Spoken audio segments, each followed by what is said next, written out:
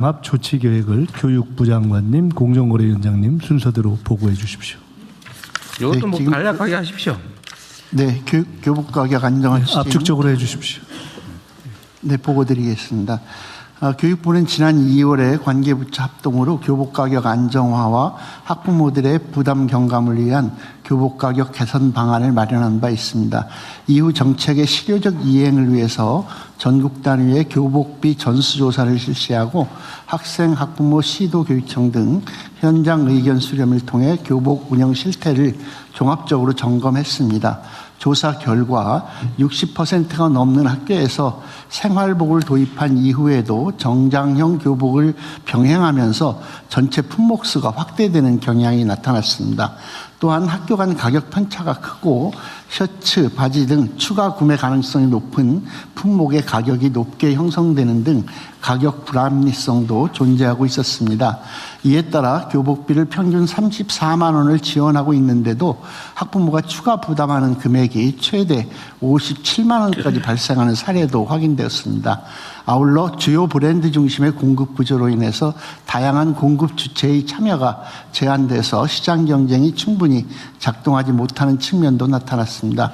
이런 분석 결과를 종합할 때 품목 구성의 합리화와 가격 기준 정비 그리고 공급 구조 개선을 통한 교복 가격 안정화 필요성이 도출되었습니다.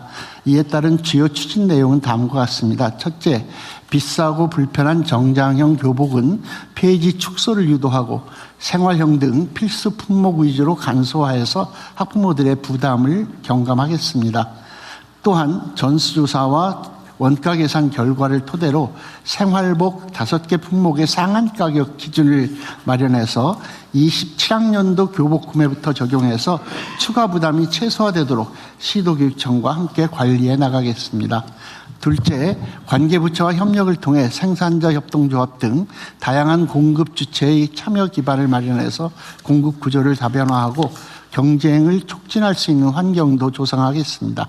세 번째, 학교별 교복 관련 정보를 투명하게 공개해서 학생, 학부모들이 비교 선택할 수 있도록 하고 공정위와 협력해서 입찰 담합 같은 불공정 행위도 근절시켜 나가겠습니다. 앞으로 교육부는 관계부처와 시도교육청 등과 긴밀히 협력해서 이번 교복 가격 안정화 정책이 현장에 안착할 수 있게 노력하고 그 성과를 국민들이 체감하실 수 있도록 최선을 다하겠습니다. 실용적이고 합리적인 교복 문화를 위해 교육 주체들이 토론하는 과정에서 우리 학생들이 민주주의를 경험하는 소중한 기회가 될 것이라고 믿습니다.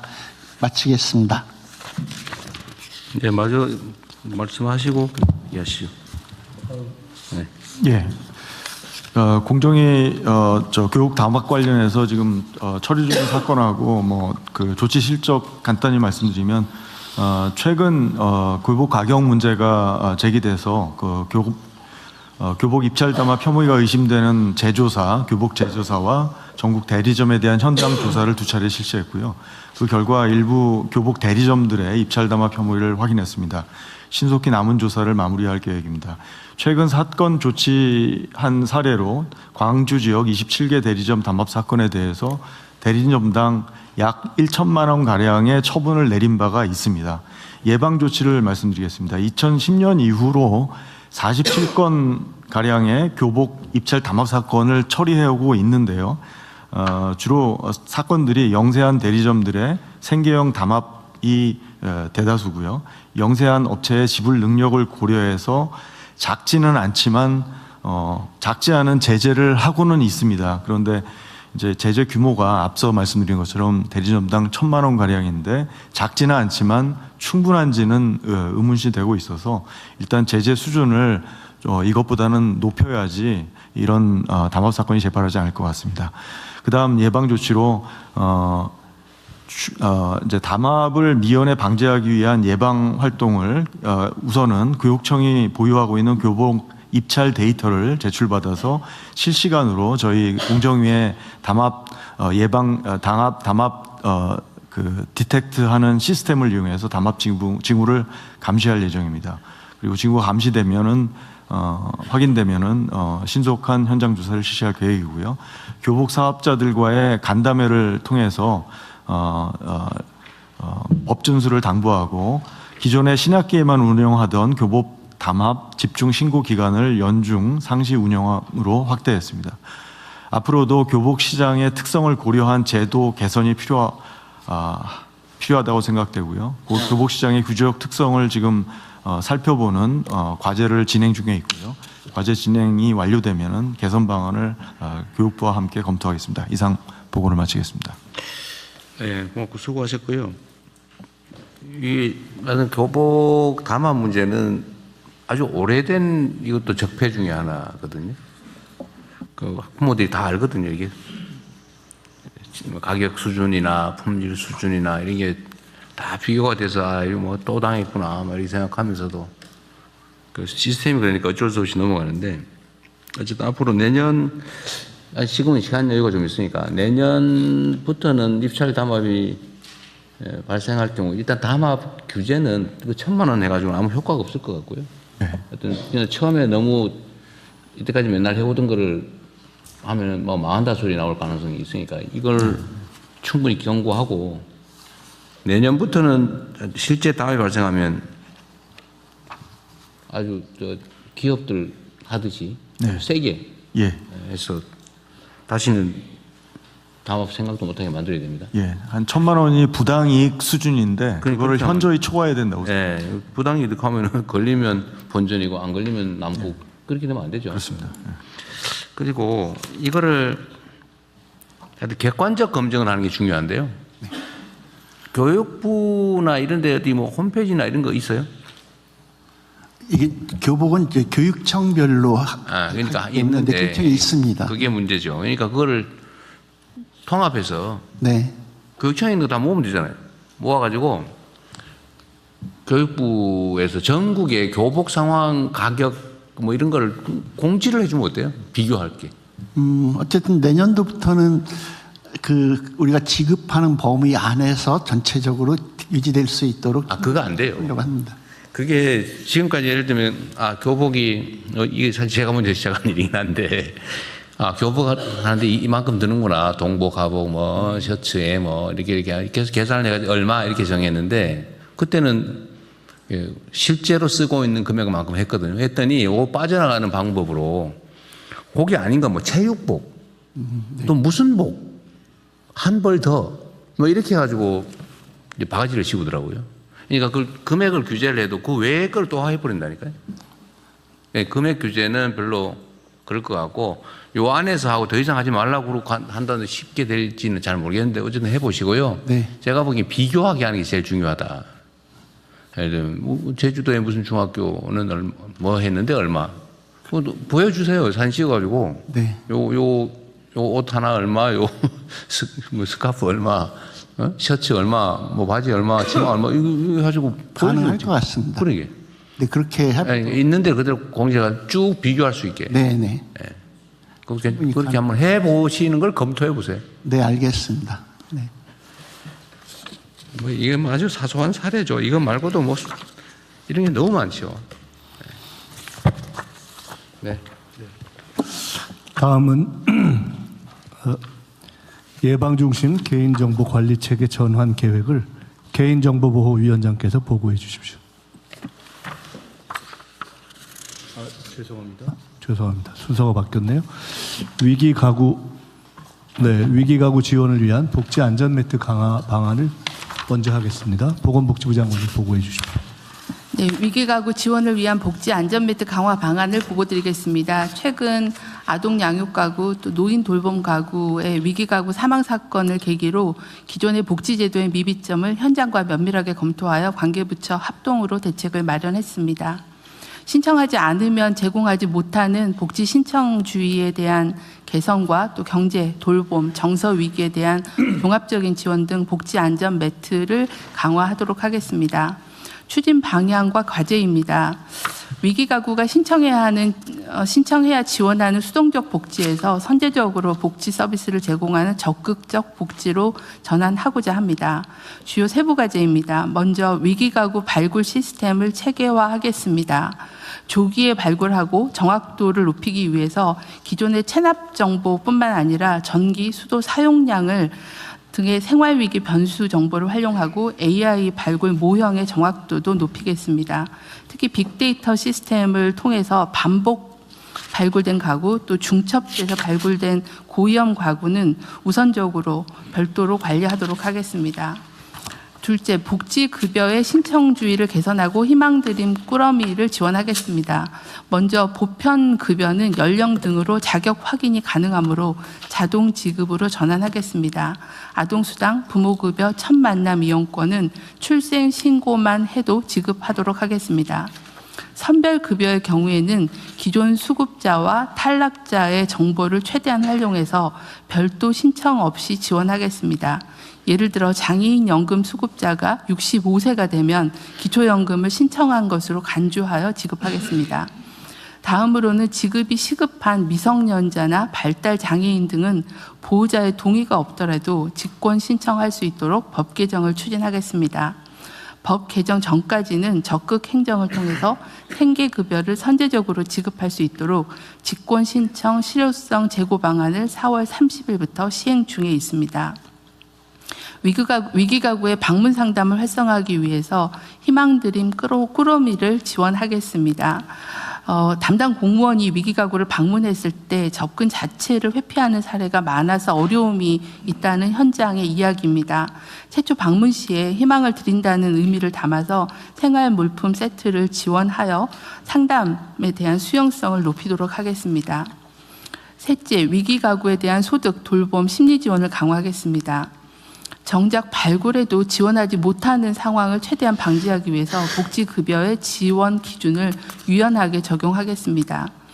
가장 많이 활용되는 긴급복지의 경우에는 위기 사유를 확대하고 기초생활 수급자로 선정할 때 적용되는 자동차의 재산 산정 기준도 완화하겠습니다. 아동 돌봄 부담을 경감하기 위해서 한부모나 조선 등 위기가구에 대한 서비스 지원을 확대하겠습니다. 특히 취약 아동이 포함된 위기가구에 대해서는 시군구의 아동과 복지 관련 부서에서 함께 지원 계획을 세우고 공동 관리하겠습니다. 아울러 아동 양육자에 대해서는 수사 재판 시에 양형을 고려하고 또 체포 구속 시에도 아동 보호 조치를 의뢰하는 등 형사 절차 전반의 아동 보호 체계도 강화하겠습니다. 가족 내에서 노인을 돌보는 가족의 부담을 경감하기 위해서 단기 보호시설과 치매 안심병원을 확충하고 돌봄 보호 가족에 대해서는 가족 휴가제를 활성화하겠습니다. 자살 예방을 위해서는 자살 시도자가 동의하지 않아도 자살 예방 센터가 개입 조치할 수 있는 방안을 검토하겠습니다. 법 개정을 추진할 예정입니다. 넷째로는 현장 복지 공무원을 적극 지원하겠습니다. 일선 현장에서 선제적 적극적 행정이 실현될 수 있도록 읍면동의 복지 담당 인력을 단계적으로 증원하겠습니다. 또한 직권 신청 등을 통해 위기가구를 실질적으로 보호하고 지원한 공무원과 지자체에 대해서는 확실하게 보상하여 적극 행정 문화를 확립하도록 하겠습니다. 복지 업무 전반에 AI를 적극적으로 활용해서 효율성과 정확성, 편의성을 높이도록 하겠습니다. 이상 보고를 마치겠습니다. 네. 어쨌든 뭐 복지 정책이라고 하는 게 손이 많이 가는 일인데 신경을 많이 써주시고요. 아까 직권 신청 관련해서 법 개정을 추진한다 그랬는데 뭐 당연하게 맞는 일이긴 한데 제가 전에도 한번 얘기했지만 국가 법률 체계라고 하는 게 헌법, 법률, 시행령, 규칙, 뭐 조례 이렇게 돼 있지만 시행령으로 할 수 있는 일은 법률에 반하지 않는 범위 내에서 할 수 있다. 그다음에 국민의 권리를 직접적으로 침해하거나 국민에게 의무를 부과하는 경우에는 위임이 있어야 된다. 뭐 되겠지 이렇게 해석이 되는데 무슨 조사를 하거나 이런 것까지 다 일일이 그 법률로 규정을 하기 시작하면 이게 국가 행정을 할 수가 없어요. 유연하게 대응을 해야 되기 때문에 그게 원래 헌법 체제에서 예정하고 있는 거거든요. 그러니까 뭐든지 국회 입법을 하는 입법해야 될 일이 너무 많아요. 국회에 그 법률 하나 통과하려고 그러면 무슨 별거 합의한 것까지 필리버스터링 한다 그러고 막 이러고 해가지고 일이 안 되는데 정말로 꼭 입법으로 해야 될 거는 입법으로 하고 그게 아니고 그 별로 논쟁거리 없는 것들은 시행령으로 하십시오. 너무 다 입법으로 맡기려고 하는 경향이 있어요. 그러니까 직접적으로 예를 들면 무슨 누군가에게 혜택을 주기 위한 조사를 하는데 이게 꼭 법률의 위임이 직접 위임이 필요하냐? 제가 보기엔 아닌 것 같은데요. 조사해가지고 혜택 주겠다는데 그거를 꼭 법률에 물론 조사하면 내가 혹시 침해될지도 몰라 이런 식으로 하면 위임이라고 하는 게 아예 법 시행령이라고 하는 게 아예 의미가 없어지죠. 이렇게까지 해야 되냐 이런 것까지 꼭 그 국회 입법을 해야 되냐 이거 좀 과한 것 같아요. 요건 이제 요거 때문에 그런 게 아니고 일반적으로 말씀드리는 겁니다. 가능하면 과거에 전 정부들은 아예 법률에 반해가지고 시행령 만들어가지고 한 것도 지금 그냥 그대로 유지되고 있잖아요. 근데 그거 조사해보라고 했는데 그런 거. 지금 정비 중입니다. 네. 그것도 다 유효하다고 했지 그 무효라고 한 경우 하나도 없어요. 우리가 그런 거 하자는 건 아니고 법률에 반해서 정말로 무슨 뭐 이상한 시행령 만들어가지고 하는 이런 걸 하자는 게 아니고 특별히 문제가 없는 경우는 웬만하면 시행령으로 하십시오. 법률 개정하려면 너무 힘들어요. 그리고 국회도 너무 부담이 커요. 쓸데없이 정치적 쟁점화되고. 예, 네. 웬만한 거는 각 부처청이 다 마찬가지입니다. 네, 법제처장입니다. 한 가지만 네. 부연 설명드리겠습니다. 네. 말씀하신 대로 지금 각 부처에서는 조그만 변화가 주더라도 법률로 가려고 하는 경향이 있습니다. 그런데 사전에 저희 법제처에 협의를 해주시면 저희가 시행령단으로 할 수 있는 부분들에 대해서 충분히 여지를 검토하도록 하겠습니다. 좋은 생각이네요. 일을 쉽고 일이 되게 하자고 하는 거지 우리가 규정을 만들기 위해서 일하는 건 아니거든요. 실용적으로 목표에 맞게. 네. 나쁜 짓 안 하면 됩니다. 네, 다음. 네, 다음은 예방 중심 개인 정보 관리 체계 전환 계획을 개인정보보호위원장께서 보고해 주십시오. 네, 예방 중심 개인정보 관리 체계로의 전환 계획을 보고 드리겠습니다. AI 디지털 전환과 플랫폼 경제 확산으로 개인정보 활용은 빠르게 늘어나고 있습니다. 그만큼 한번 유출 사고가 일어나면 피해 규모가 크고 회수도 어렵습니다. 따라서 중대한 위반 행위는 끝까지 엄정한 책임을 묻는 동시에 실질적인 위험 관리와 투자가 이루어지도록 관리 체계를 전환할 필요가 있습니다. 핵심 추진 방안은 3가지입니다. 먼저 중대하고 반복적인 위반 행위는 제재를 강화하겠습니다. 아직도 현장에서는 개인정보 보호를 위한 투자 비용보다 사고 후에 부담하는 비용이 더 싸다는 인식이 남아 있습니다. 이제는 그런 계산이 통하지 않도록 하겠습니다. 중대 반복 사고에는 매출액의 10%까지 징벌적 과징금을 부과합니다. 법 개정이 완료되어 9월부터 시행됩니다. 대통령님께서 지난 업무보고 시에 지적하신 매출액 산정 기준의 경우 현재는 3년 평균 매출액인데 앞으로는 직전 연도 매출액하고 비교해서 더 높은 금액을 적용하도록 강화했습니다. 이 내용을 담은 시행령 개정안이 오늘 국무회의에 상정되어 있습니다. 또한 조사 결과에 따른 이행 점검을 강화하고 미이행이나 조사 비협조에 대해서는 이행 강제금을 도입하겠습니다. 참고로 작년 하반기에 시정명령을 받은 92개 기업과 기관에 대해서는 이행 점검을 해서 개인정보 안전 조치가 개선되도록 했습니다. 2번째입니다. 기업의 자발적인 보호 투자 확대를 촉진하고 위험 기반 관리 체계를 구축하겠습니다. 법정 최소 기준을 넘어 선제적인 보호 조치를 하거나 실효적인 관리 체계를 운영하는 경우 과징금 감경 등 확실한 인센티브를 부여하겠습니다. 위험에 비례하는 예방 체계를 확립하겠습니다. 그동안 개인정보 처리 규모나 업종에 관계없이 일률적인 기준이 적용되었습니다. 그래서 고위험 분야는 충분한 안전 조치가 이루어지지 않은 반면 영세 사업자에게는 과도한 부담이 주어지는 측면이 있었습니다. 앞으로는 위험도에 따라서 관리 수준을 차등화하고 특히 개인정보를 대규모로 처리하거나 사고 위험이 큰 분야는 정기 또 수시 점검을 통해서 필요한 개선을 미리 하도록 하겠습니다. 또한 보안 취약성이 큰 상조회사나 고객 상담센터, 민감 정보를 대량 처리하는 결혼정보업체를 점검 중입니다. 또 아동이 많이 이용하는 에듀테크 분야도 교육부와 함께 다음 주부터 점검을 시작합니다.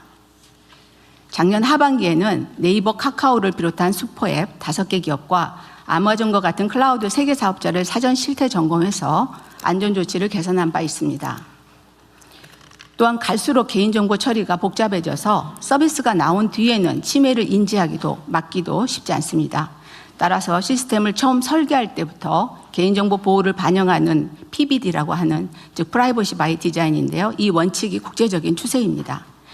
개인정보 보호 관리체계 인증 제도와 또 개인정보 영향 평가 제도를 개선해서 이 원칙이 현장에서 실질적으로 구현되도록 하겠습니다. 공공 부분의 역량도 확충하겠습니다. 지난 2월 국무회의에서 협조 요청드렸던 공공 시스템 긴급 실태 점검이 각 부처의 적극적인 협조 덕분에 차질 없이 진행되었습니다. 점검 결과 일부 시스템에서 10년 이상 보안 패치를 하지 않거나 모의 해킹과 같은 취약점 점검을 별도로 하지 않는 사례들이 다수 발견되었습니다. 전담 인력도 부족합니다. 특히 기초지방정부의 경우는 전담 인력이 0.3명 수준에 불과합니다. 전담 인력과 재원을 확보할 수 있도록 지원하고 범부처, 민관 협력을 통해서 사회 전반의 보호 역량도 높여가겠습니다. 마지막으로 국민 피해 구제를 강화하겠습니다. 유출 사고가 발생했을 때 국민들께서는 내 정보가 털렸는데 내가 받은 피해는 누가 책임지냐는 답답함을 느끼실 수 있습니다. 현재 법무부 주관으로 추진 중인 집단소송제 도입과 더불어서 개인정보보호법상 법정 손해배상 책임 제도를 활성화하겠습니다. 유출 사고 시에 기업과 기관의 책임을 원칙으로 하고 전반적인 입증 책임도 유출 기관이 지도록 하겠습니다. 다크패턴처럼 이용자를 속여서 개인정보 수정이나 동의 철회, 탈퇴를 어렵게 만드는 행태도 집중 점검하겠습니다. SNS나 웹상에 불법 유통되는 개인정보는 신속하게 탐지, 삭제하고 유보자는 수사기관과 함께 끝까지 추적해 엄벌하겠습니다. 부처에게 요청드리는 협조사항입니다. 각 부처 매우 바쁘실 텐데요. 그래도 소관 분야 기업과 공공기관을 대상으로 점검을 강화하고 필요한 인력과 재원이 확보되도록 살펴봐 주시기를 요청드립니다. 개인정보위도 점검 도구를 배포하고 각 부처에서 말씀 주시면 합동 점검을 하겠습니다. 개인정보는 한번 유출되면 되돌리기 어렵습니다. 그러나 사전에 위험을 관리하면 사고가 일어나더라도 피해를 크게 줄일 수 있습니다. 엄정한 사후 책임에 더해서 사전 예방이 실질적으로 작동하는 체계를 만들어 국민이 신뢰할 수 있는 개인정보 활용 환경을 만들겠습니다. 이상입니다. 네, 이거 저희 개인정보 보호 업무를 각 부처청이 제대로 하고 있는지는 개인정보보호위원회가 체크도 해야죠. 네, 그렇습니다. 협조 네. 요청할 일 하고 끝날 일이 아니고. 네, 맞습니다. 가끔씩 불시 점검도 좀 하세요. 담당자가 있는지 제대로 일하고 있는지. 그렇게 하겠습니다. 당연히 해야 될 일입니다. 네. 네, 네. 특히 앞으로 이게 소위 인공지능 사회로 전환이 되면 데이터 정보가 매우 중요하게 되는데 그 사회 전 재산이라고 할 수 있잖아요. 맞습니다. 그게 예를 들면 악용이 되거나 유출되거나 왜곡되거나 하면 큰일 나니까. 근데 그 중요성을 아직 다들 체감을 잘 못해요. 그런 것 같습니다. 네, 최근에 인식이 많이 높아지긴 했지만 네. 아직은 이제 여러 기업이나 또 기관에서도 그런 아직 인식이 좀 저조한 측면들이 위원장께서 열심히 뛰어다니십시오. 그렇게 하겠습니다. 더 열심히 하겠습니다. 메뚜기처럼 이 부처 저 부처 뛰어다니면서 체크하세요. 네, 대통령 기획처 장관입니다. 관련된 이제 인력 관련해서 지금 말씀이 좀 있으셔가지고요. 네. 제가 살펴봤더니 현재 개인정보 보호 담당 인력이 이제 평균 1.9명인데 이 개인정보 보호만 전담하는 인력은 기관당 0.7명입니다. 그러니까 매우 지금 부족한 상황이고요. 더구나 재직 기간을 봤더니 그러니까 1년 미만이 34.2%, 2년 미만이 56.3%니까 대부분이 그냥 잠깐 근무하다 또 이동하는 이런 이제 상황이기 때문에 전문 인력도 좀 부족한 상황입니다. 그래서 오늘 요청이 있어서 기획처도 각 부처가 개인정보 보호를 위한 소요를 좀 충분히 편성해서 요구를 하면 저희도 적극 좀 지원 검토하겠습니다. 그 데이터청도 사실은 여기 관련이 좀 있는데 데이터청 어디? 네, 여기 있습니다. 네, 데이터청도 지금 이 데이터청이 지금 통계청을 이제 확대 개편을 하다 보니까 아무래도 그 통계 업무에 좀 중심이 가 있는 측면이 있거든요. 그런데 아직까지 그렇습니다. 데이터처로 만든 이유는 데이터 관리의 비중을 통계보다 더 키우라는 뜻이었거든요. 네. 이름도 그래 바꾸고 저 부처의 위상도 올렸잖아요. 네.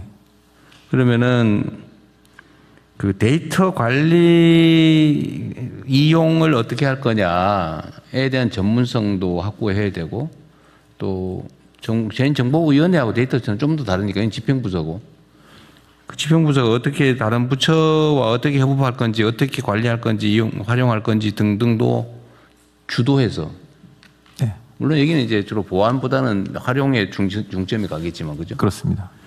그래서 좀 지금보다는 관심을 좀 더 기울여야 될 것 같고요. 각 부처청의 데이터 개인정보 담당자와 사실은 데이터 담당은 거의 유사한 중복되는 측면이 있는데 네, 현재 그 개인정보 담당하고 그리고 정보보호 담당, 즉 보안 담당이 같이 이렇게 하는 경우도 있고 좀 큰 조직 같은 경우 따로 하는 경우도 있습니다. 근데 데이터 활용은 조금 다른 측면인데요. 네, 그러니까. 근데 네. 그게 사실 활용과 보안은 동전의 양면 같은 거잖아요. 근데 각 부처청의 이 전담 인력이라고 하는 게 순환보직으로 잠깐 왔다 가고 잠깐 왔다 가고 이런 실제 일이 안 되거든요. 이 문제를 어떻게 관리할 건지 이 데이터처에서 고민을 좀 하든지 각 부처청이야 사실은 온갖 일 중에 하나라서 그냥 순환보직 하다가 왔다가 그냥 업무 파악하다가 또 다른 업무로 가버리거나 승진해서 나가버리고 이러니까 그거를 어떻게 좀 전문성을 가지고 지속적으로 그 업무를 할 수 있는지를 연구를 좀 해보세요. 데이터처도 하시고 이거는 행안부도 좀. 저희 행안부에서 말씀드리겠습니다. 지금 그 데이터 관리는 각 부처에서 CDO, Chief Data Officer를 각 부처의 차관이 담당. 그 차관의 사실 그게 그냥 일 하나를 더 붙여놓은 거예요. 앞으로 차관의 업무에는 이것도 있다. 이렇게 해놓은 거지 사실은 뭐 전담관이라고 하기 어렵잖아요. 예, 그리고 이제 CPO 같은 경우에는 담당 인력이 부족해서요. 그러니까 지금 개인정보보호위원회의 요청에 의해서 51개 부처 96명을 보강해달라는 요청이 있었습니다. 그래서 기획예산처하고 인력 협의를 하고 있는 상황입니다. 근데 뭔 일만 생기면 자꾸 인력 증원 해가지고 뭐 전담 인력이라고 그렇게 하면 그 끝이 없고요. 기존 조직의 인력을 어떻게 재배치할 건지를 고민을 해야 될 것 같습니다. 예. 네, 어쨌든 이 문제는 대한민국의 최종 데이터 관리 책임자 CDO는 누구예요? 네, 데이터처장입니다. 데이터처장이에요? 네. 근데 데이터처장이 그 장관들보다 직급이 좀 낮다 보니까 말을 못한다는 설이 있던데. 아닙니다. 지금 준비하고 있습니다. 네, 그러면 안 돼요. 업무는 예. 업무지. 네. 제가 잠깐 말씀드리겠습니다. 그 데이터 관리하는 인력을 당연히 그 각 부처마다 그 저희가 배치를 해야 되는데요. 그에 앞서서 각 부처가 소관 데이터를 관리하는 것이 먼저 더 중요합니다. 그렇죠. 근데 지금 AI 시대의 데이터는 AI용 데이터로 이전에 있던 행정자료나 정책 자료를 AI용 데이터로 전환시켜서 관리하는 것이 무엇보다 중요하고요.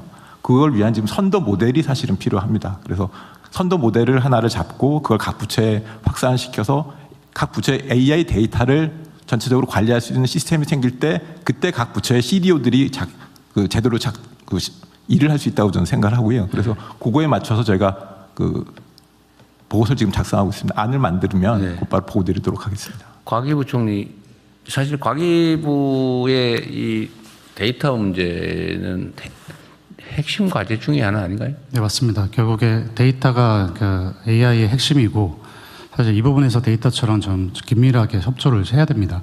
그리고 하나 좀 말씀드리고 싶은 부분은 데이터 쪽에서 이제 데이터 관리 그리고 개인정보에서 이런 개인정보를 사전에 이제 점검하는 부분도 중요하지만은 지금 시대적으로 인공지능으로 인해서 패러다임이 바뀌고 있습니다.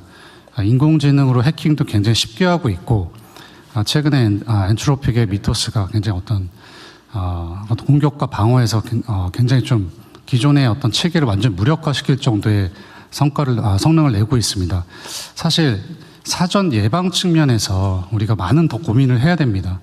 그러니까 사실 뭐 징벌적 과징금을 때리고 뭐 이런 저희가 기존에도 정보보호 체계가 있습니다. ISMS, IMSP를 운영하고 있음에도 불구하고 사실 기업들이 이 인증 체계를 받았음에도 불구하고 해킹을 당하고 있습니다. 그러니까 저희가 이제 정부가 지금은 이제 이런 관리 체계도 중요하고 사실은 이제 사전 예방 측면에서 우리가 인공지능 시대에서 우리가 이 정보보호 체계를 어떻게 바라볼지를 좀 심도 있게 논의할 필요가 있겠습니다. 예, 그 과기부가 해야 될 일 중에 하나죠. 네, 맞습니다. 예, 하세요. 네, 저희 개인정보위와 데이터 저와 잘 협업해서 잘. 이게 지금 이제 약간 업무가 분산되어 있는 측면인데 뭐 어쩔 수 없는데 개인정보 보호, 데이터 활용 그러면 이걸 체계적으로 어떻게 현장에 적용할 건지 과기부 얘기일 것 같은데. 과학기술 관계장관 회의 통해서 지금 개보이나 데이터처가 다 참여하고 있습니다. 같이 일을 하고 있습니다. 어쨌든 이게 너무 얘기만 하고 진척이 좀 안 되는 느낌이 있어서 드린 말씀인데요.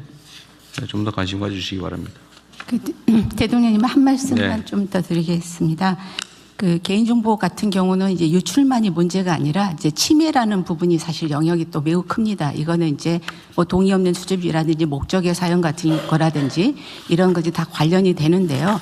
실질적으로 요즘은 개인정보를 보호만 바라보고 할 수가 없습니다. 이 활용의 다른 면, 그러니까 동전의 양면 같은 건데요. 그거를 활용을 전제로 해서 보호를 하지 않으면 실질적인 보호가 될 수가 없습니다. 네. 더군다나 개인정보가 아주 앞으로는 더욱더 많이 활용될 거기 때문에 그 여러 가지 데이터 활용 측면에서도 개인정보위가 그걸 감안해서 같이 계획을 세우고 기본적으로 이제 네. 안전한 혁신이 좀 이루어지도록 그렇게 노력하고 있다는 말씀드립니다. 네, 같이 하세요. 네. 네. 네. 다음은 2026년 여름철 자연재난 대책을 행안부, 기후에너지환경부 장관님 그리고 기상청장님께서 순서대로 보고해 주십시오. 네, 행정안전부입니다. 여름철 호우 폭염 대책을 보고드리겠습니다. 금년 여름철은 대통령님께서 강조하신 바와 같이 인명 피해가 획기적으로 줄어드는 원년이 되도록 노력하겠습니다. 최근 기상 상황을 보면 70년대에 비해서 집중호우 발생 빈도는 3.1배, 폭염 발생일은 2.3배 늘어난 것으로 나타났습니다. 호우로 인한 인명피해의 93.5%는 산사태, 하천재해, 지하공간에서 일어나고 있고 폭염 인명피해의 69.4%는 고령층에 집중되는 것으로 분석되었습니다. 올해는 이러한 인명피해 발생 집중도를 감안해서 재난대책을 마련했습니다. 먼저 호우 대책입니다. 평상시 24시간 빈틈없는 상황 관리를 유지하고 비상시에는 중대본 선제적 가동 등 총력 대응 체제를 확립하겠습니다. 인명피해 예방의 핵심인 주민 대피 체계와 재난정보 전달 체계는 대폭 강화했습니다. 이통장 등 지역 주민으로 구성된 주민 대피 지원단을 모든 시군구로 확대 운영하고 자력 대피가 어려운 고령층과 대피 조력 인원을 1대1로 매칭하는 한편 지하차도 침수심 통제 기준을 15cm에서 5cm로 조정하는 등 인명피해 우려 지역의 통제 및 대피 기준을 강화해서 현장에 적용하겠습니다. 또한 비상 상황이 예견되는 경우 읍면동장 주도의 대피를 실시하고 민방위 사이렌 등 예경보 수단을 총동원하겠습니다. 아울러 위험 지역과 시설의 점검, 정비를 더욱 강화하겠습니다. 408만 개의 빗물바지 점검과 하수도 중점관리 지역 내의 8,649km에 이르는 우수관로 준설 등을 차질 없이 추진하는 한편 산사태, 하천재해, 지하공간 침수 등 위험성이 상대적으로 높은 지역은 작년 대비 448개소를 추가해서 모두 9,412개소의 인명피해 우려 지역으로 지정해서 보다 집중 관리하겠습니다. 다음 페이지입니다. 다음은 폭염 대책입니다. 잠시 후 기상청에서 발표하겠지만 올해 폭염 중대경보와 열대야 주의보가 신설됩니다. 이렇게 기상특보 체계가 개편됨에 따라 중대본 가동, 또 행안부 현장 상황관리관 파견, 야외 작업 중지 적극 안내 등 현장 상황에 맞게 폭염 대응을 강화하겠습니다. 취약 대상을 신체, 경제, 사회적으로 3개 분야로 나누고 노인, 기저질환자, 사업장 근로자 등 10개 유형으로 세분화해서 취약 대상별 맞춤형 안전관리를 적극 지원하겠습니다. 생활지원사 3만 8천 명을 활용해서 취약노인 예차를 촘촘히 하고 취약사업장에 이동식 에어컨 구입비 재정 지원을 확대하는 등 실질적 보호 조치를 강화하겠습니다. 피해 최소화를 위한 인프라 확충에도 힘쓰겠습니다. 19개 민간기업과 MOU를 체결해서 기존 경로당 중심의 쉼터 운영에서 도서관, 금융기관 등 다양한 형태의 쉼터를 확대해 나가겠습니다. 고수온 대응 장비 보급 확대 등 양식업 또 농축산 분야 피해 예방 시설에 대한 지원도 확대하겠습니다. 현재 가뭄 상황은 생활 공업용수 및 농업용수 정상 공급 중으로 전반적으로 양호한 상황입니다. 마지막으로 향후 계획입니다. 지난 4월 28일 대통령님께서 지시하신 빗물바지 등 재우려 지역 현황을 철저히 점검하고 각 기관별 자료를 종합해서 6월 중에 별도 보고드리겠습니다. 6월 말에 이 우기가 시작되기 때문에 우기 시작 전에 보고드리겠습니다. 5월 15일부터 앞으로 5개월간은 여름철 자연재난 대책 기간입니다. 이 기간 동안 관계기관이 총력 대응해서 인명피해가 발생하지 않도록 최선을 다하겠습니다. 이상입니다. 마저 보고하고 얘기하시죠. 네, 기후부입니다. 최근 기후위기 영향으로 극한호우가 매우 빈번합니다. 관련한 보고 드리겠습니다. 기본 방향은 보고서로 가름합니다. 핵심 대책이 3가지입니다. 첫 번째로 홍수 조절용 물그릇을 대폭 키웠습니다. 현재 홍수 조절 용량이 108억 톤 정도 되는데요. 10억 톤 정도를 늘려서 118억 톤까지 물그릇을 키웠습니다. 농업용 저수지는 농업용수 공급에 지장이 없는 범위 내에서 물그릇을 키웠고요. 금강, 영산강 하구 쪽에서도 물그릇을 좀 키워서 전체 5.7억 톤의 물그릇을 키웠습니다. 수력발전댐과 양수발전댐에서도 사전 방류 등을 통해서 4.7억 톤을 키워서요. 총 10억 톤 정도의 물그릇을 키웠는데 이 규모가 최근에 한탄강 댐 3개 정도를 새로 건설하는 효과가 있습니다. 대략 예산은 4조 원 정도를 절감했습니다. 둘째, 도심 침수 예보 체계를 도입하고 강우 레이더 일원화 등을 통해서 홍수 예측력을 강화했습니다. 도시 침수 방지법이 새로 시행이 됐는데요. 이 법에 따라서 서울시의 강남역이나 신대방역 일대의 침수 위험을 사전에 예측해서 침수주의보, 침수경보 체제를 새로 도입했습니다. 도림천에는 지하 방수로를 새로 설치하고 강남역과 광화문 등의 대심도 빗물 터널을 2030년까지 건설해서 극한호우에 대비할 수 있도록 했습니다. 기상청과 기후부가 그동안 별도로 기상 레이더, 강우 레이더를 운영을 해왔는데요. 이것을 기상청으로 통합했습니다. 이렇게 통합을 해서 앞으로 5년간 대략 174억 원 정도를 절감할 수 있게 되었고요. 홍수기에만 운영했던 레이더를 연중 상시 운영할 수 있게 되었습니다. 마지막으로 홍수 취약 지역과 위험 요소에 대한 사전 대비와 대응력을 강화했습니다. 우선 빗물 발지를 사전에 점검 청소하고 맨홀 18만 5천 개소의 추락 방지 시설을 설치하고 있습니다. 최대한 빨리 하도록 하겠습니다. 디지털 트윈, AI 등 첨단 기술을 활용해서 홍수 예보 체계를 고도화하고 모의 훈련 등을 통해서 실전 역량을 강화하고 있습니다. 하천에 사람과 차량을 자동 인식해서 담당자에게 즉시 알리는 것 등을 통해서 인명피해를 사전에 예방할 수 있도록 시스템을 보완했습니다. 앞으로도 농림부, 행안부, 지방정부 등과 힘을 합쳐서 후속 조치에 만전을 기할 수 있도록 하겠습니다. 이상 보고 마칩니다. 이어서 기상청 보고 드리겠습니다. 1970년대 대비 최근 5년은 폭염, 열대야, 시간당 50mm 이상의 집중호우가 약 2~3배 늘었고요. 100mm 이상의 극한호우도 증가 추세로 기후변화에 따른 위험기상을 체감하는 시기였습니다. 특히 작년 여름철 기온은 역대 최고였고, 최고였고 서울 등 대도시는 열대야가 40일 이상 발생하는 등 각종 기록을 갱신하였습니다. 작년 여름철 강수량은 하위 19위로서 평년 대비 적은 강수량임에도 불구하고 100년 이상의 빈도에 해당하는 시간당 100mm 이상의 극한호우는 15회나 발생하여 특별 재난 지역으로 선포되는 등 점점 강해지고 지역적 강수량 편차가 극심한 집중호우를 보였습니다.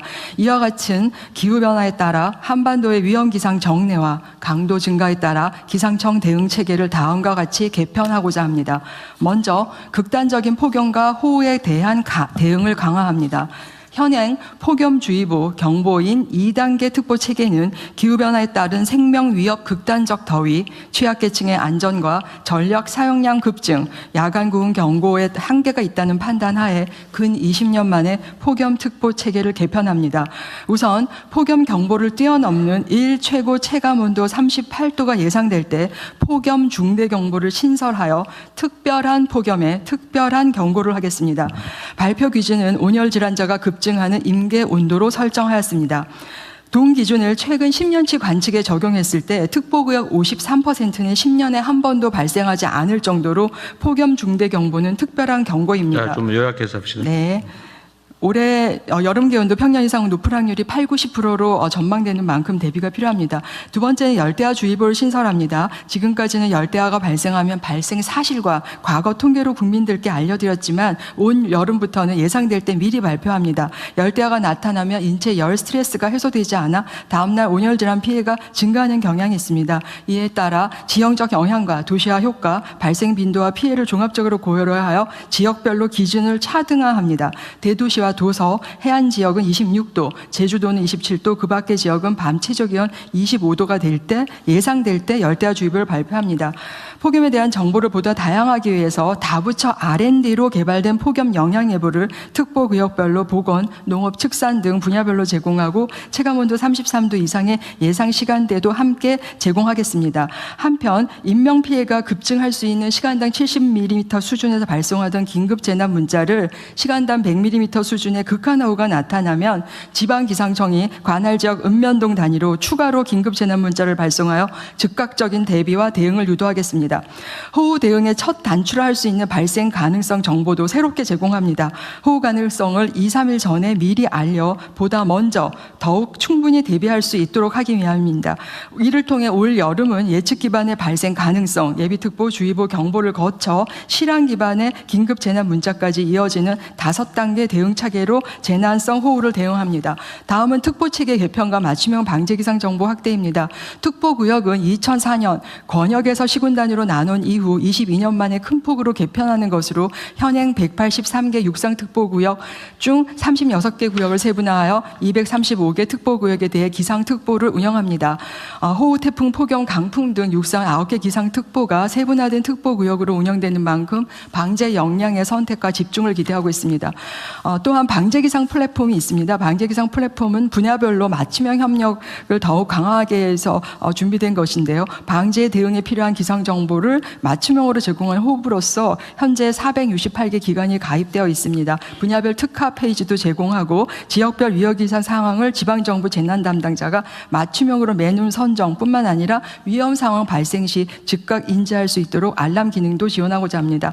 다음은 해양항공 분야입니다. 선박 안전 지원을 위해 해양기상정보는 영역과 예측 시간을 확대하여 대해구와 소해구별로 제공하며 헬기 등 낮은 고도에서 운항하는 저고도 항공기 지원을 위해 모바일 버전으로 항공기상 정보 앱도 추가로 개발하여 환영성을 높이고자 합니다. 이를 위해 헬기 이착륙 지점 및 응급 환자 인계 지점, 헬기 운항용 기상 관측자료 연계 등을 지원 협력해 주신 관계 부처께 이 자리를 빌어 감사를 드립니다. 기상청은 국민이 보다 안전할 수 있도록 관계기관과의 협력을 강화하고 올 여름 새롭게 준비한 제도들이 현장에서 잘 작동할 수 있도록 기상가족 모두 최선의 최선을 다하겠습니다. 감사합니다. 고생했어요. 숨 막히죠? 네, 애썼습니다. 일단 호우, 폭염과 같은 자연 재난에 이제 어떻게 대응할 거냐를 주로 오늘 준비를 하신 거죠. 그래도 뭐 준비된 대로 잘 시행해 주시고요. 우리 그 환경부, 기후부는 강남역 신대방역 이게 도심 침수 현상 있잖아요. 네. 그럼 거의 매년 반복되는데 그렇습니다. 구조적으로 불가피한 겁니까? 아니면 시설 부족입니까? 그 지대가 낮아가지고 구조적으로 불가피한 거예요? 네, 그래서 대심도 터널을 통해서 곧바로 비가 많이 오면 대심도 터널로 물을 빼거나 아니면 대형 저류조 같은 걸 만들어서 일시 저류했다가 빼내는 방식으로 하지 않으면 전체가 침수되는 문제가 있어서 일본이나 다른 데에서도 그 방식으로 우수관 용량이 기본적으로 부족하다는 얘기입니까? 그런 측면도 있습니다. 이게 이제 우수 관로의 크기 자체가 너무 작아가지고요.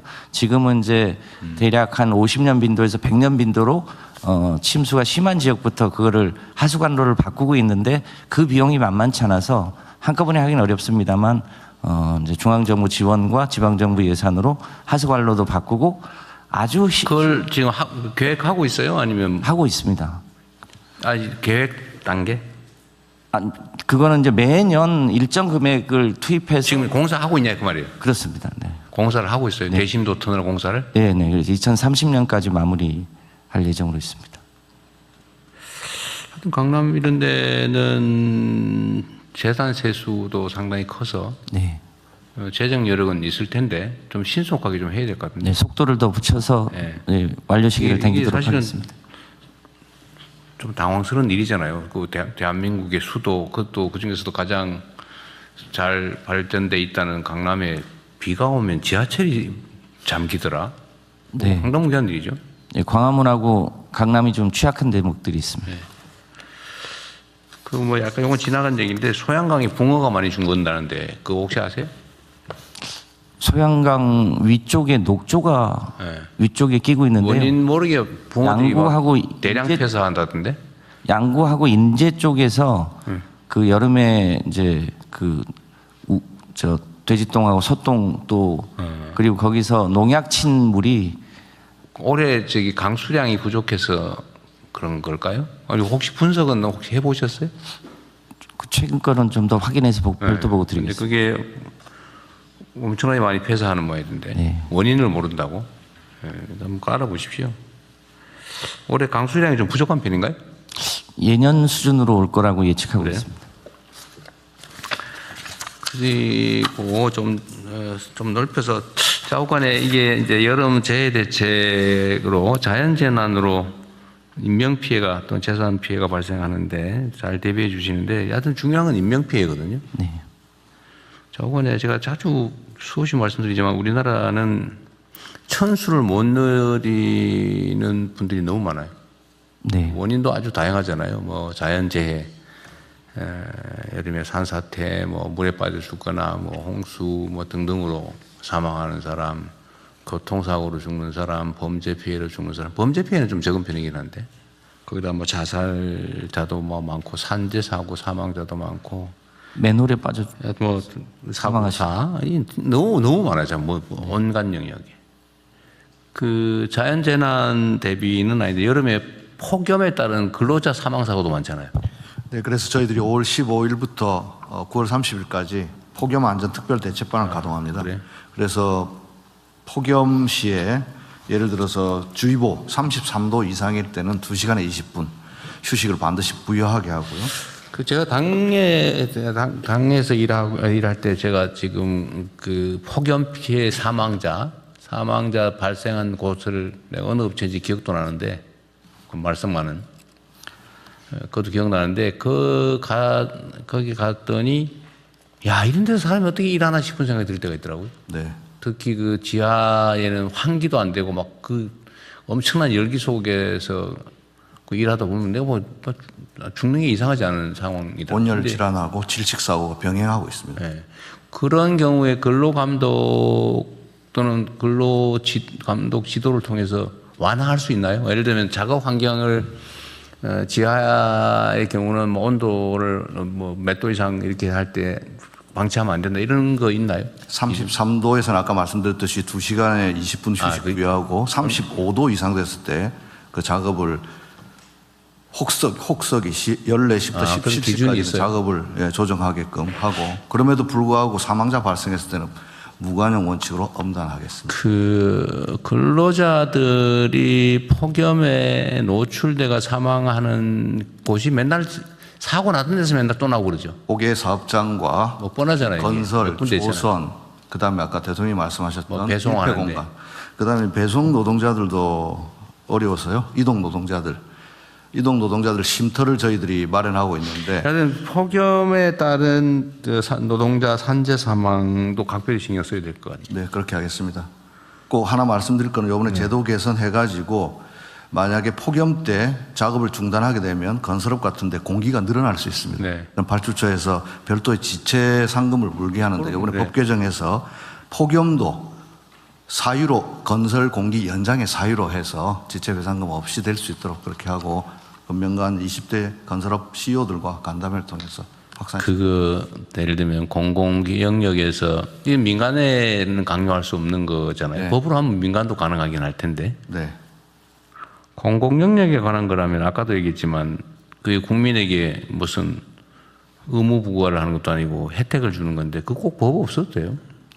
네, 공공 부분에서는 특히 온열 질환이 그건 뭐 지침으로 해도 되고 무슨 뭐 발주 무슨 뭐 지침이나 뭐 아니면 뭐 영 안 되면 시행령이나 규칙이나 이런 거 해도 됩니다. 네, 공공에서부터 공공 부분을 이렇게 하고 민간 부분까지 적용하려면 법률 개정을 해야 되겠죠. 네.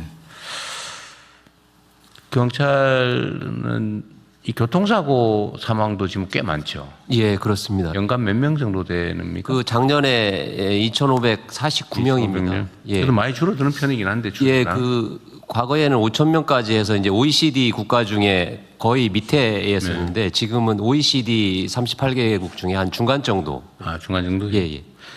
어쨌든 교통사고 사망자도 많이 줄긴 했는데 역시 좀 많이 줄이도록 노력해야 될 것 같고. 예, 그렇게 하겠습니다. 산재 사망도 줄여야 되고 자살자 우리 총리님 뭐 많이 노력해서 줄어들긴 했는데 어떤 자살 또 행락철 사고 있잖아요. 물에 빠져 죽고 막 이런 거. 예. 저 여름철에 놀러 가서 사망하는 거. 이거 저 행안부가 지방자치단체들 잘 네, 관리하는데. 예, 그 대책을 세우고 있습니다. 네, 요것도 그 뻔하거든요. 맨날 빠진데 빠져 죽거든요. 네, 네. 그 저는 그 생각 들던데 어디에 계곡에 가면 딱 사람 빠져 죽는 데 있어요. 그럼 위험 거기- 지역에는 이 저 구명조끼를 안 입고 못 들어가게 다.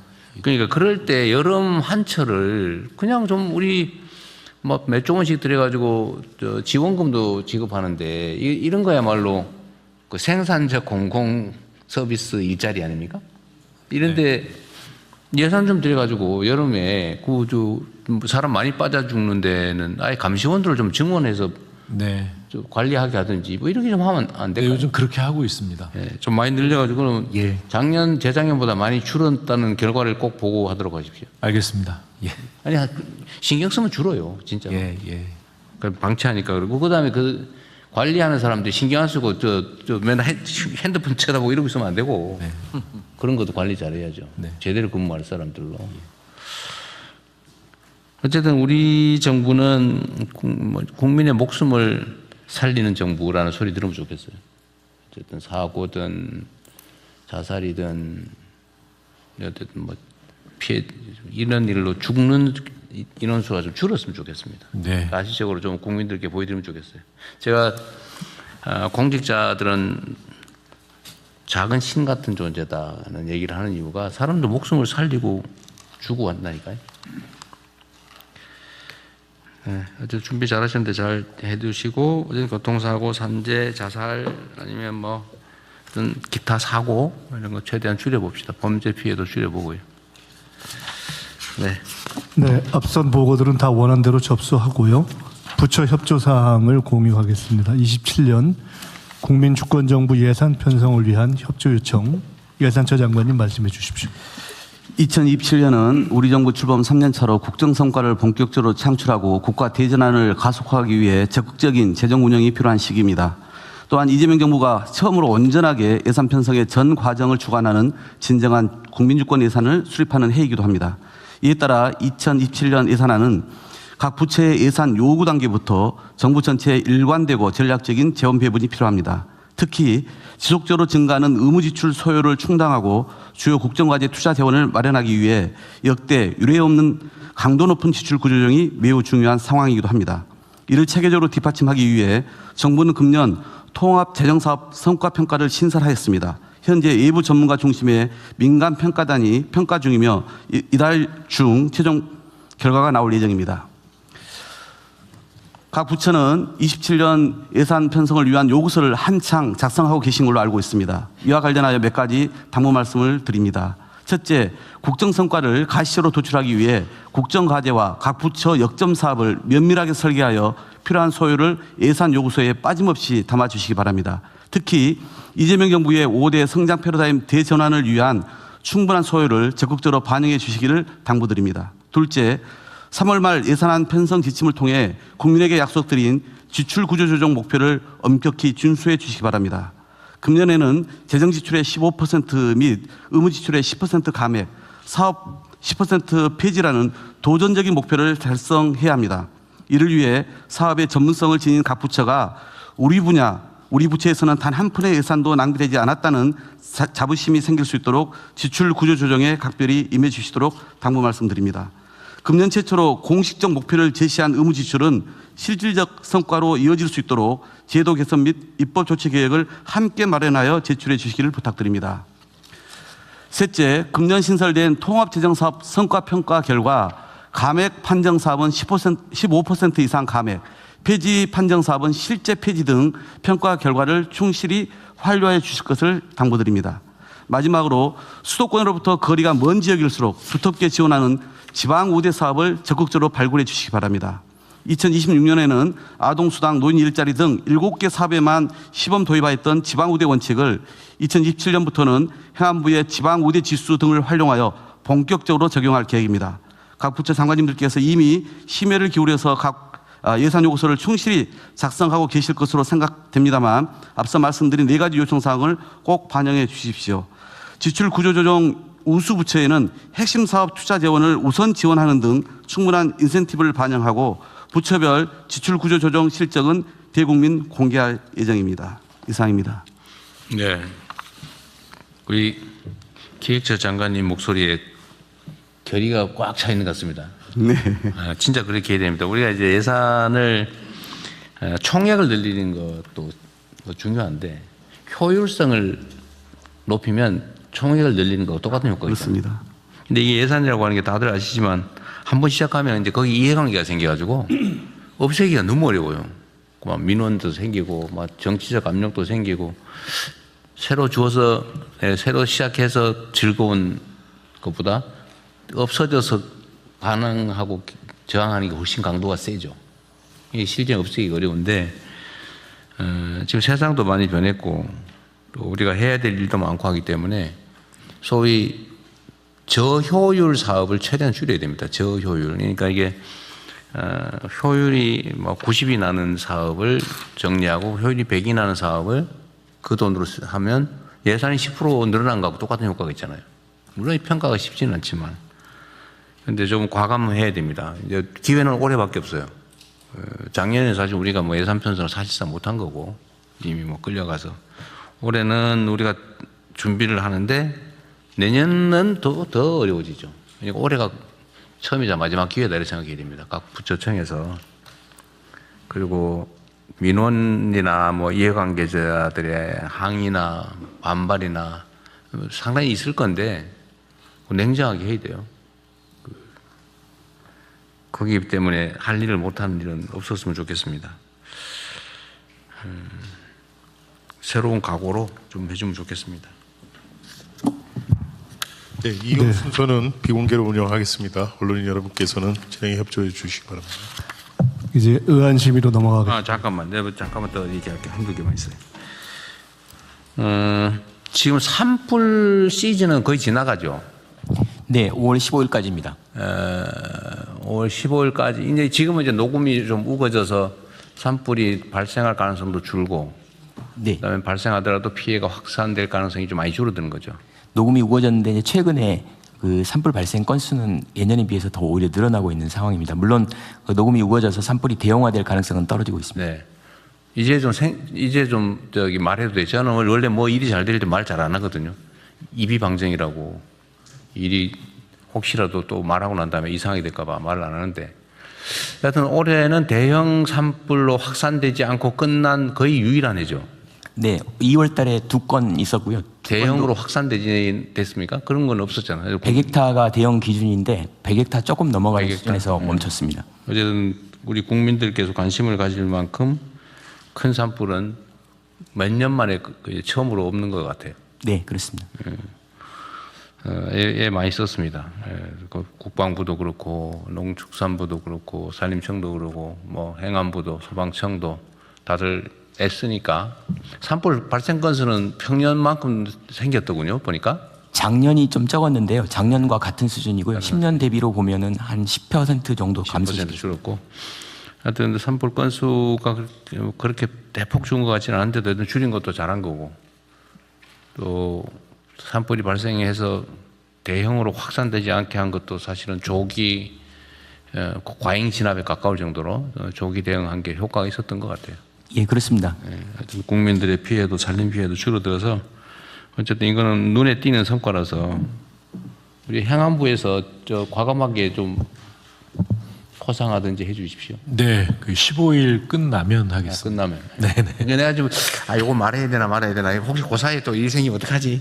입이 방정이잖아 원래. 다행히 어제 오늘 비가 조금씩 내리고 괜찮을 것 같습니다. 어쨌든 네, 그래서 정말 고생했어요. 한겨울 작년 11월부터 그냥 노심초사했는데 다들 다 일선 공무원들까지 다들 애쓴 바람에 꽤 큰 성과를 낸 것 같습니다.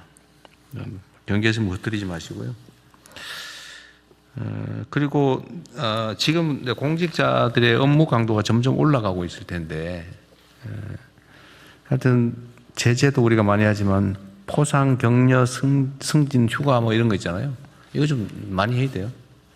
그 포상 예산은 얼마나 충분히 확보해놨어요? 포상. 각 부처에서 하려고 하는데 돈이 없다 이런 얘기가 가끔씩 들려서. 네, 그 일반적인 포상은 제가 알기로 인사혁신처. 아, 그래요? 예, 예. 지방 정부들 포상도 잘하는 데 있으면 좀 골라서 해야 될 테고요. 하여튼 인사혁신처 담당이에요? 예산이나 포상할 금액 예산들은 좀 있는가? 죄송합니다. 각 부처의 그 예산이 좀 확보가 돼 있고요.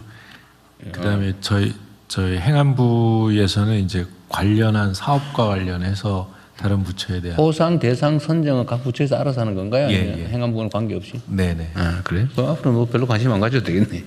네, 알았습니다. 어쨌든 각 부처에서도 하시고 기재부 소관인가요? 어쨌든 예산, 포상 예산이 혹시 부족하지 않을까 싶어서 이렇게 열심히 잘해서 성과 내면 과감하게 포상해 주는 게 필요하거든요. 지금 하다못해 산불이 대형 산불 막은 것만 해도 얼마나 국가 예산을 아낀 거예요? 맞습니다. 산불이 나서 그거 진압하는데 진압하고 몇 조씩 가는데 산불을 줄여놓으면 엄청나게 지금 큰일 난 거예요. 작년에 비교하면 정말로 잘한 거죠. 예산을 수조 원을 아꼈을 겁니다. 예산처하고 협의해가지고 좀. 예산처예요? 여기 별로 힘 없구나. 예. 예산처. 예. 뭐 이미 이제 각 부처별로 뭐 과거에 비해서 보니까 막 1,000만 원, 2,000만 원까지 포상하는 경우도 있고 이렇게 나오고 있습니다만은 대통령께서 연일 이렇게 또 강조하시고 국민들도 관심 많은 만큼 적정 소요를 저희가 내년 예산에 충분히 반영토록 그러십시오. 하겠습니다. 어쨌든 그런 거 아끼지 말면 좋겠어요. 열심히 일하는 공무원, 성과 낸 공무원들한테 충분히 포상하고 휴가도 주고 격려도 하고 예를 들면 인사나 이런 데서도 제대로 배려하고 그러면 좋겠습니다. 그리고 마지막으로 너무 잔소리 같아서 미안한데 이것도 어디 기사에서 내가 봤는데 그래서 언론이 중요하죠. 유턴 기업들한테 7,700억을 지원했는데 절반도 안 돌아왔더라. 뭐 그런 기사가 있더라고요. 예. 그래서 유턴 제도의 실효성과 그 내용에 대해서 지금 얼마 전에 제가 좀 간담회도 갖고 방안을 제가 지금 새롭게 좀 준비를 하고 있습니다. 특히 그 이번에는 저희들이 주로 이제 지방 비수도권으로 가는 기업을 중심으로 갈 수 있도록 저희가 제도를 정비해서 조만간에 보고 드리도록. 근데 유턴 한다고 그래서 돈을 줬더니 안 들어오면 사기 아니에요? 이거? 다시 회수를 합니다. 회수를 해요? 예, 하게 돼 있습니다. 이게 그러면 안 돌아왔다는 건 떼먹겠다는 뜻은 아니고. 네, 불가피하게 폐업을 하거나 돌아온다는 그런 다 환수예요? 예. 근데 뭐 회사가 망해가지고 환수 못한 경우도 있겠네요. 네, 그럴 수도 있겠는데 저희들 관심은 그런 취지보다 좀 더 많은 좋은 기업들이 끌어오고 있습니다. 하여튼 이렇게 악용되는 걸 최소화하고 또 필요한 정책이니까 부담을 감수하고 시행을 해야죠. 제가 이 얘기를 왜 하냐면 이게 각 부처청이 관할하는 업무 중에서 이게 뭐 문제가 있는데 이게 시정을 해야 될 거 아니에요. 앞으로 안 생기게 해야 되고 더 나은 제도도 만들어야 되는데 지금 비정상의 정상화 과제로 각 부처청에서 좀 발굴도 하고 시정도 하고 좀 하라고 지금 몇 달 전에 얘기해서 지금 계속 하고 계시잖아요, 다들. 근데 이런 거 누락되지 않게 했으면 좋겠다 그 말이죠. 예를 들면 아까 뭐 상록수 무슨 뭐 저건가 그것도 뭐 알고 있었다니까 더 할 말은 없는데 어쨌든 이런 게 혹시라도 있는지 잘 챙겨보십시오. 전에 얘기했잖아요. 뭐 야당이 지적하거나 국감에서 지적을 하거나 언론에서 지적하거나 시민단체가 지적하거나 민원에서 뭐라고 하거나 이런 걸 사실은 그 일선 공무원은 다 알고 있어요. 말하냐 안 하냐의 차이죠. 말하게 해서 최대한 발굴해서 뭐 더 이상 깔 게 없는 정부를 만들기는 어렵겠지만 최소화할 수 있도록 같이 좀 노력하면 좋겠습니다.